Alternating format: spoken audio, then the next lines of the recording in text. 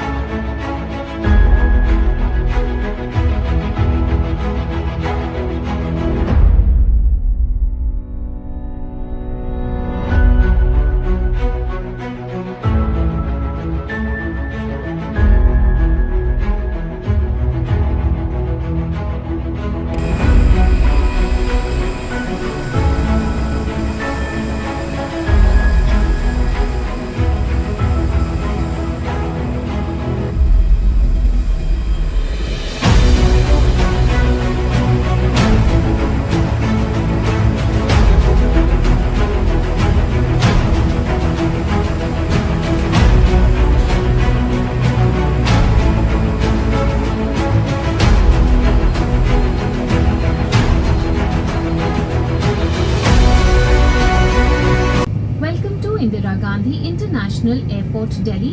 Have a very pleasant stay and thank you for choosing Indigo. We truly appreciate your business.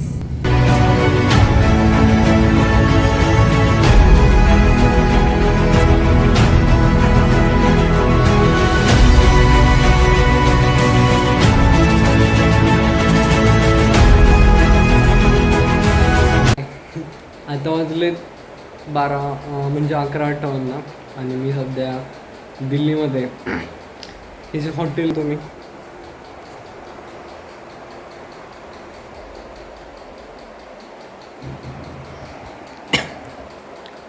इथंच रात्री stay केलं होतं. मी जवळपास 11 वाजता चेक इन केलं होतं काल रात्री. दिल्लीमध्ये इतकी जास्त थंडी आहे ना, टेम्परेचर जवळपास 11 डिग्री सेल्सिअसपर्यंत काल रात्री घटलेलं आणि एअरपोर्टच्या जवळ तर अजूनच थंडी होती. त्यामुळं मी हॉटेल चेक करत होतो. आणि सगळ्यात मोठा ॲडवाईस हाच आहे माझा की जर तुम्ही दिल्लीला आला ना तर ऑनलाईन गोष्टींवर अजिबात विश्वास ठेवू नका, कारण इथं खूप जास्त फ्रॉड होतात. म्हणजे ओयोवर वगैरे खूप हॉटेल्स दिसतील तुम्हाला, पण ते हॉटेल रिअलमध्ये तसे नसतात किंवा त्यांची प्राईस वगैरे खूप चेंज असतं, त्यांचे ओनर्सचं वागणं वगैरे. त्यामुळे जे काय ते तुम्हाला जिथं खात्री आहे ना त्याच ठिकाणी बुक करा. जसं की मी हे हॉटेल आहे ना एका टॅक्सीवाल्याला विचारलेलं की इथलं चांगलं हॉटेल कोणतं एकदम खात्रीशीर. तर आम्ही आधी 1-2 हॉटेल्स चेक केले, पण ते पण या सीझनमध्ये फुल असतात, कारण इथं आता सध्या लोकसभेचं अधिवेशन चाललेलं आहे. त्यामुळं मग ते पॉसिबल झाले नाही. मग नंतर तो ह्या हॉटेलमध्ये घेऊन आला आणि हे एकदम खात्रीशीर हॉटेल आहे. हॉटेल ओपेरा नाव आहे याचं. काही पण इश्यू असला ना की 24/7, म्हणजे मला 24 तास नाही झाले, पण रात्री 12 तास तरी मी इथं राहिलेलो आहे. काय गिझरचं वगैरे काही इश्यू असेल ना ते लगेच आपल्याला त्याचं सोल्युशन देतात आणि आपण रात्रभर कधी पण ऑर्डर करू शकतो त्या टेलिफोनवर कॉल करून त्यांना. मी व्हेज सँडविच ऑर्डर केलं होतं, व्यवस्थित होता, आणि चहा पण ऑर्डर केला होता. बाकी पण गोष्टी आहेत त्यांच्याकडे ऑर्डर करण्यासारख्या, जसं की आलू पराठा वगैरे. आणि इंटेरियर पण पाहिलं तर एकदम मस्त आहे. आणि तेच शेल्फ पण दिलेलं आहे. सगळ्यात महत्त्वाचं असतं हॉटेलमध्ये की हायजीन कसं मेंटेन करतात ते लोक. एकदम मस्त करतात. आणि ए सी रूम्स आहेत, पण दिल्लीमध्ये ए सीची गरज नाही वाटली मला, कारण मी बाहेर इतका थंड होऊन आलतो. आणि हे त्यांचे वॉशरूम्स आहेत एकदम प्रशस्त. आणि गिझर वगैरे आहेत. पण हे माझं सगळ्यात मोठं तुम्हाला सजेशन असेल की दिल्लीमध्ये आले ना की ऑनलाईन गोष्टींवर अजिबात विश्वास ठेवू नका. जे काय आहे ते तुम्ही आधी फेस टू फेस जाऊन बघा, मगच हॉटेल्स वगैरे बुक करा. कारण तसं पाहिलं तर ही खूप अनसेफ सिटी आहे. म्हणजे इथं सेफ नाही जास्त काय, त्यामुळं लक्षात ठेवा. दिल्लीमध्ये आलं आहे आणि दिल्लीतली पहिली चहा पिला नाही तर सुरुवात होत नाही. कुल्लड टेस्ट काय खास नाही.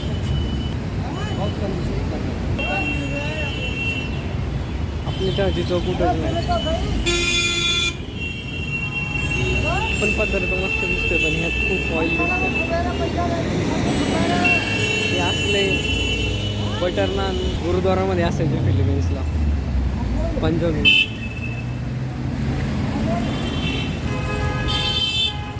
इथून पुढचा प्लॅन असा आहे की इथं कुठंतरी फिरायला जायचं आहे मला, चांगल्या ठिकाणी. इथनं पार्लमेंट तर खूप दूर आहे, ते बोलले 3 तास लागतात पार्लमेंटला.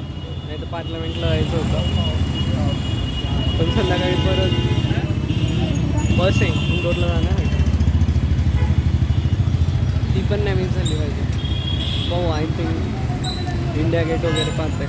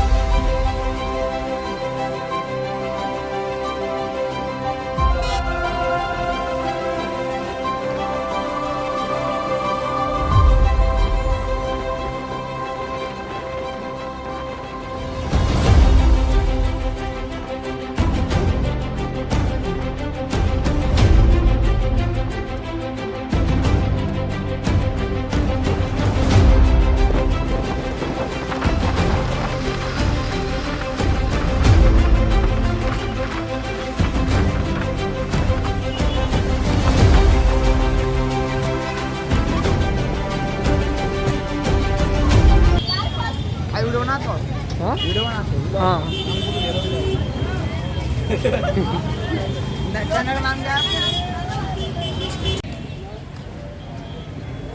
मी तिकडे जामा मस्जिद आहे, तिलाच लाल किल्ला समजलेलं आणि तिकडे चाललेलो. कारण हे पण रेड कलरमध्ये, ते पण रेड कलरमध्ये. पण थोडं पुढे गेल्यावर समजलं की ती जामा मस्जिद आहे, हा लाल किल्ला आहे. इथं खूप लुटतात दिल्लीमध्ये, त्यामुळं एकदम ह्यांच्यापासून जपून चालायला लागतं. टॅक्सीवाले वगैरे पण किंवा रिक्षावाले पण खूप जास्त लुटतात. तिकीट घर आहे, हो तिकीट काढल्यानंतरच आत एंट्री. आत गेल्यावरच समजा किती तिकीट येते. हो, आत एंट्री करण्यासाठी तिकीट घ्यायला लागतं आणि त्याची प्राईस जर आपण कॅश दिली तर 86 रुपीज आहे आणि जीपे वगैरे ऑनलाईन पे केलं तर अराऊंड 56 रुपयात होऊन जातं. हा प्राईस रेट आहे. 80 रुपीज जर कॅश पे केले तर आणि कॅशलेस असेल तर 56. मी कॅशलेस केलं आहे आणि त्यांचं ऑनलाईन PDF येते ती डाउनलोड करायची. पाहू आज जाण्यासाठी ती एक्झॅक्टली कुठं दाखवायची माहीत तर काहीच नाही इथलं.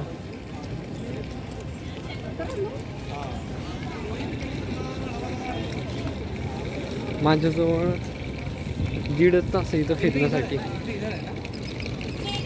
1.5 तासानंतर इंदोरसाठी ट्रॅव्हल्स आहे. मग इंदोर.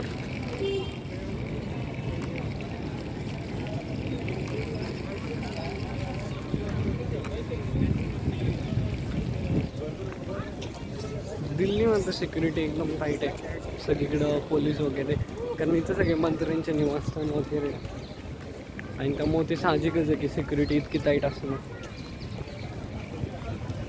खूप फॉरेनर्स पण येत आणि गर्दी तर आहे.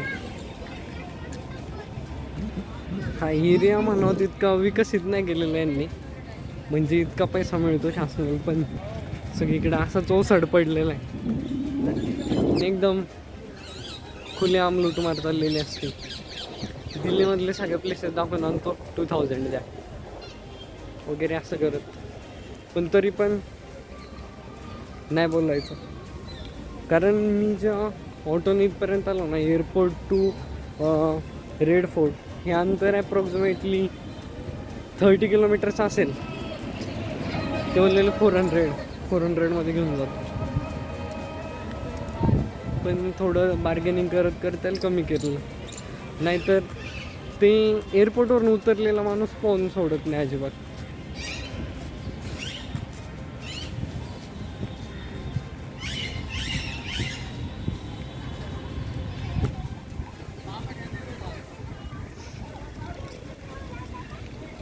इतकी वर्ष झाली या किल्ल्याला, पण अजून पण व्यवस्थित आहे एकदम. किल्ला व्यवस्थित जपल्या बाकी.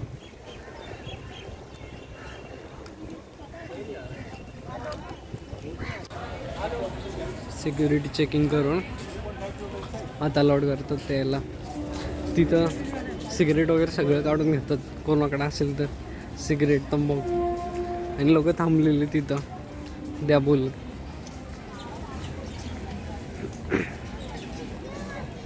दिल्लीत दिसलेलं आहे पहिलं मंदिर.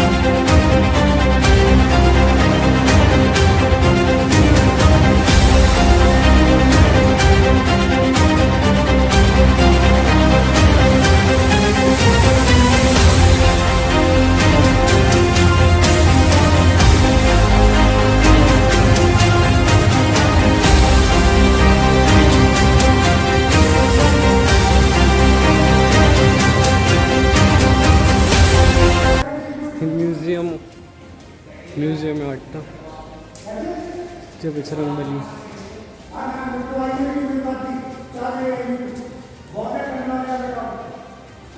राणी लक्ष्मीबाई.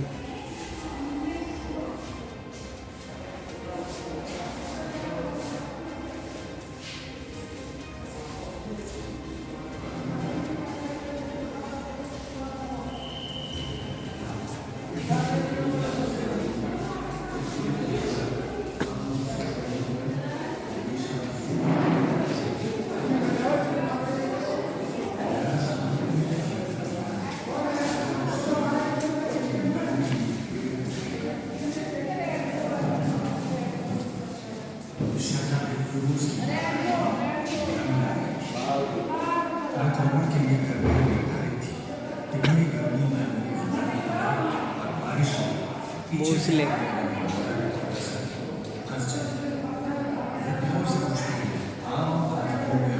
महाराष्ट्र.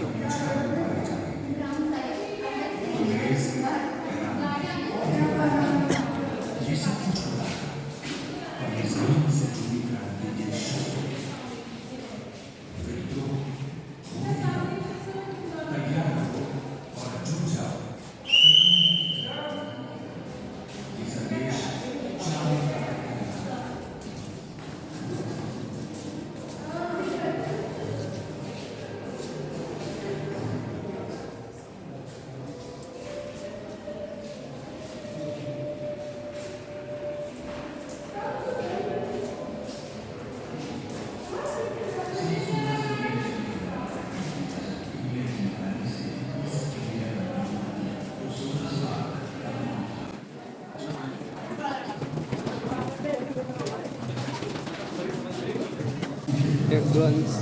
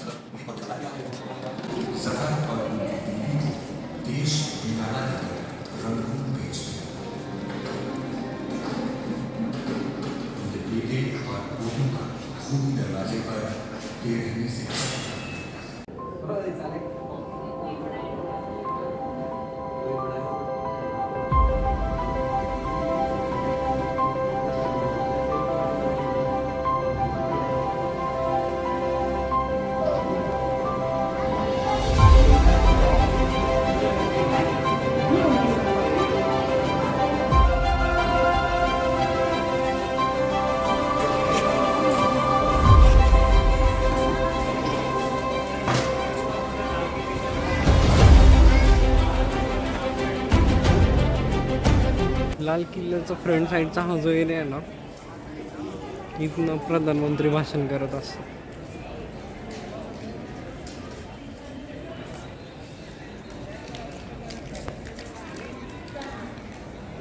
इथं फडकणारा ध्वज.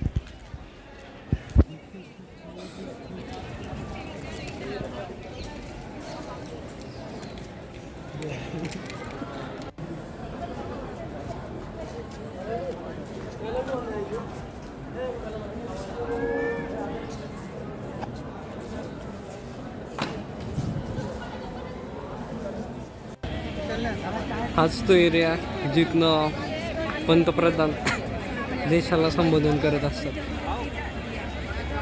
दिल्लीला आले ना, आज जास्त फिरलं नाही तरी चालेल, पण या एरियात येऊन गेलं पाहिजे.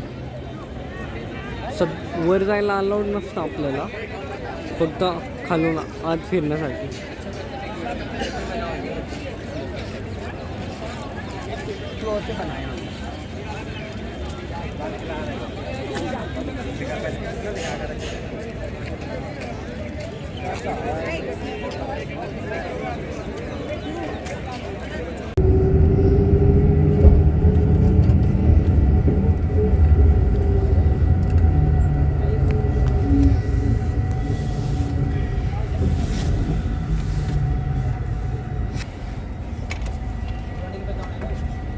दिल्लीतून आता बाहेर पडतोय, इंदोरला जाणार मध्य प्रदेश.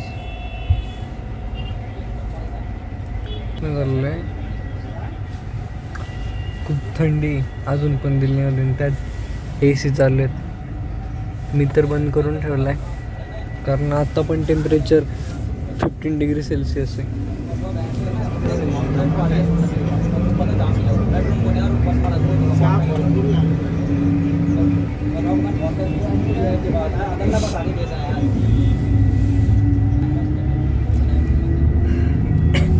बिझनेस क्लासची ट्रॅव्हल्स आहे, एकदम लक्झरियस आहे. आणि दिल्लीचं ट्रॅफिक खूप जास्त आहे, पण आम्ही 1.5 तास झाले तरी पण अजून दिल्लीतनं बाहेर पडलेलं नाही. अजून एअरपोर्ट जवळच आहे. इथनं मी आता इंदोरला जाणार आहे. इंदोरला काही काम नाही, असं जिजूंकडे फिरायला.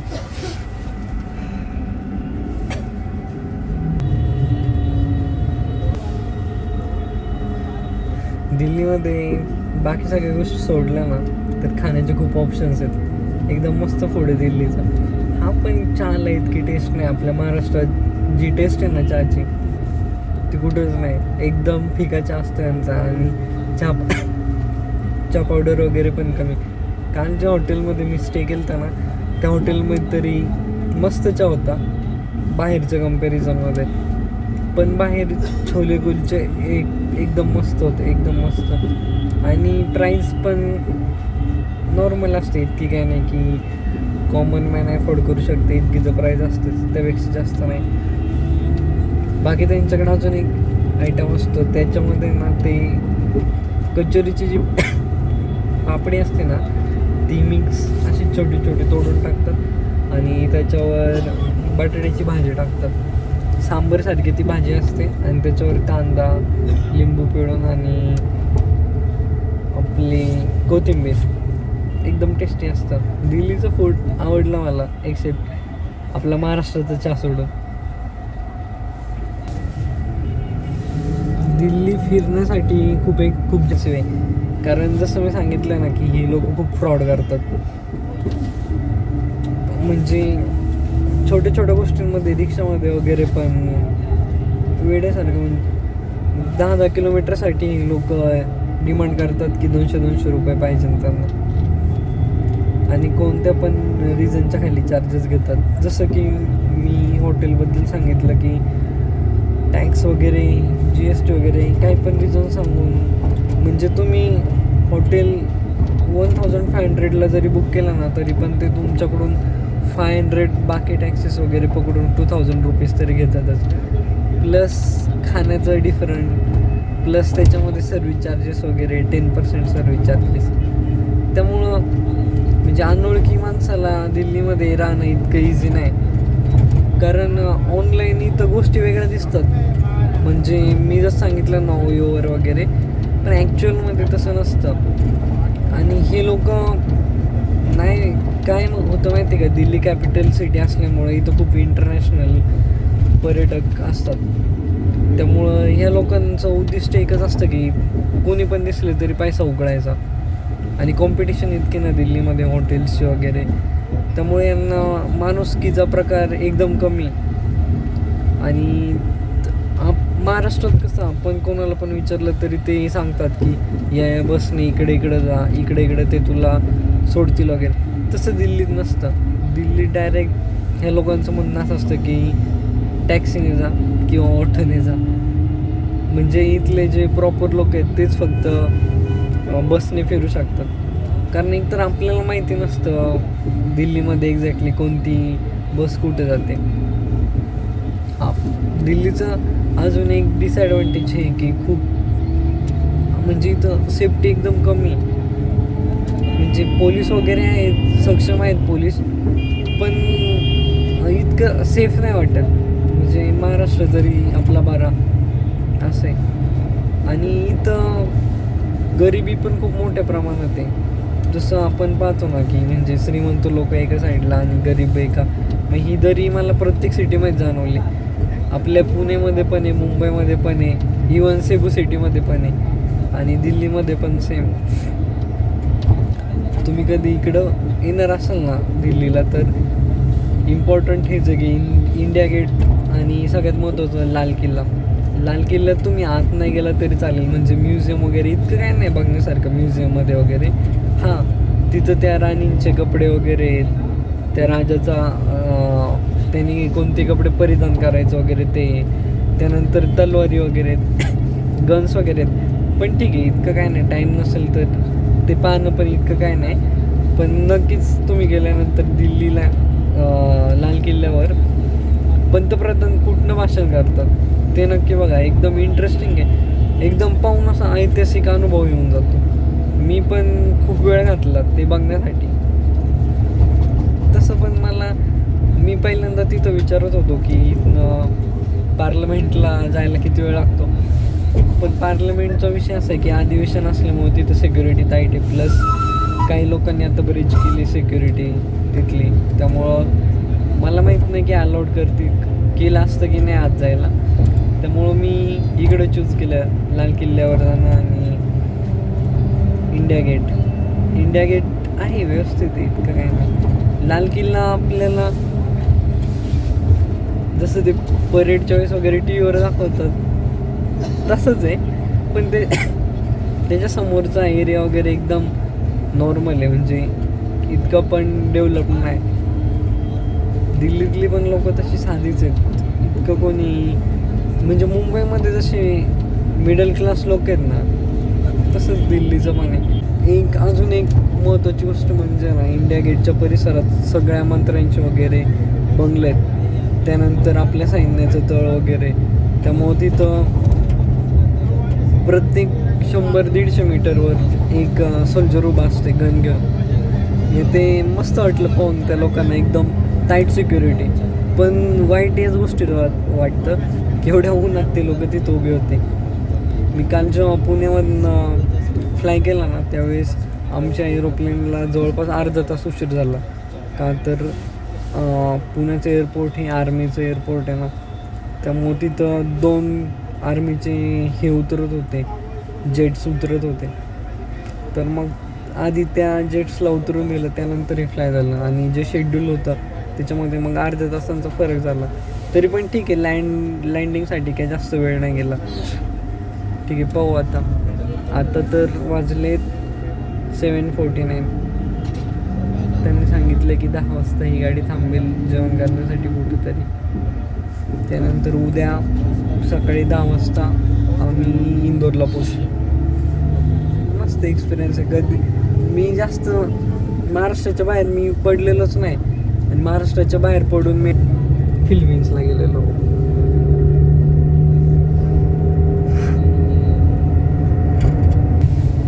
त्यानंतर बाहेर पडलो तरी दिल्लीला, आणि दिल्लीत नाही, आता मी चालले मध्य प्रदेशमध्ये. इथं सगळे महत्त्वाचे ऑफिसेस आहेत, लिंक्डइन, मायक्रोसॉफ्ट, DLF, HSBC. फिलिपिन्समध्ये पण HSBC.